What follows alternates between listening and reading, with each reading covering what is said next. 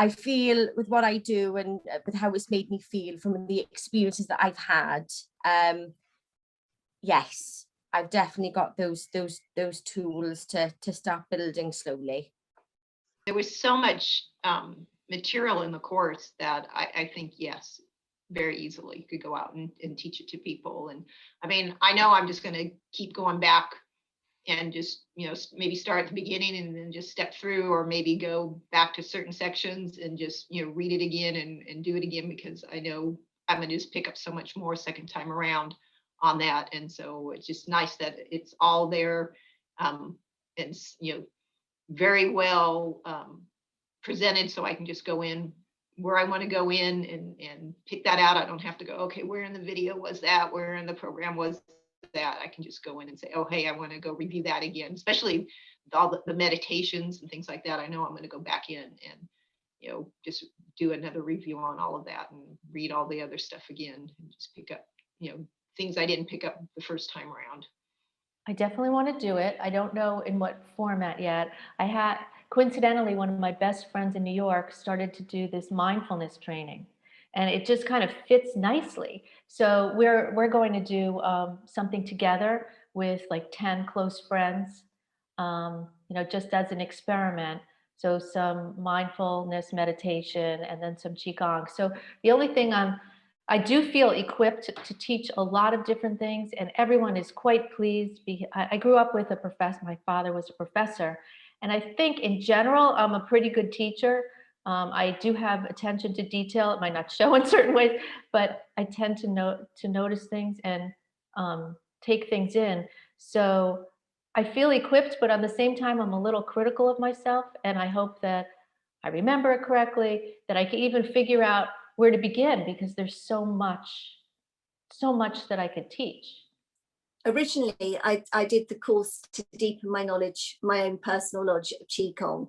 As it went along, I then thought I could see myself teach, and it's something you want to share, or I would like to share and pass on, especially, I think I said maybe with the elderly people who more as a sort of community kind of thing. Like, my goal of teaching is to teach musicians and actors, because these are the people I work with the most, and I think I know their other challenges, and then adopting the Qigong practices to them. And I've tried 12 rivers with them, and they really love it.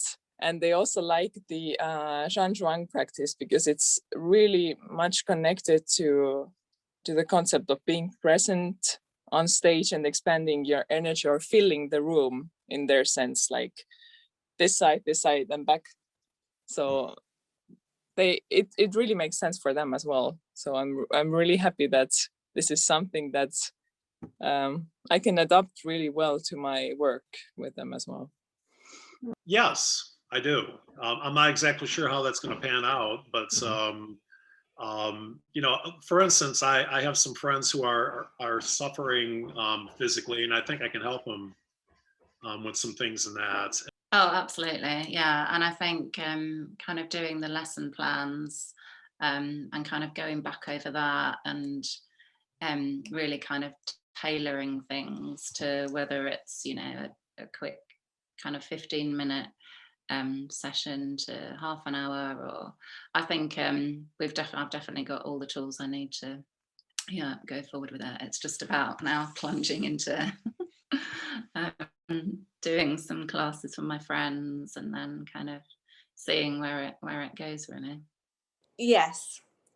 So when I very first met Hélène, I had a bit of a wobble, and I said to her, I'm a sheep, I'm a follower, I'm not a leader. And she said, that's okay, you might come round. And the more I've thought about it and the deeper I've got into it, I really, really want to do it with children. In the summer, June time, I was called back into school. We were on lockdown, but I was called back into school to work with 13 year 6 children, so they're age 10. And they were in lessons on a computer screen from 8:30 in the morning until 12:30 lunchtime.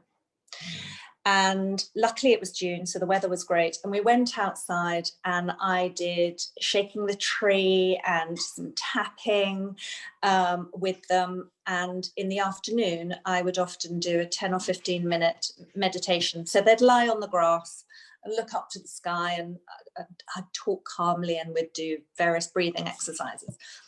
And there wasn't one child who said, "This is rubbish, I want to go." They loved it, to the point where I did one game session. They were all a bit bored of tennis. They'd played tennis every afternoon. And I said, why don't we do circuits almost? And my circuit will be some quiet time meditation. And the children would come and they were, and they would say, oh, we don't want to go, Mark. And when school gets back to normal, please, can you do this as a lesson? And it really made me think, yes, that's what I want to do. Not 15-year-olds. My daughter has laughed at me at times. But 8 to 10-year-olds or younger, but 8 to 10-year-olds is what I know. And that's what I'd really love to do. 100%, yeah. And actually I'm really itching to get into it, especially because it's something I can do virtually now. Yes, I can't wait, really. I'll be nervous when I first do it, but if they're my clients or friends and family and they know I'm new to it, then if there's a question I can't answer, I'll just say, hang on, let me find out.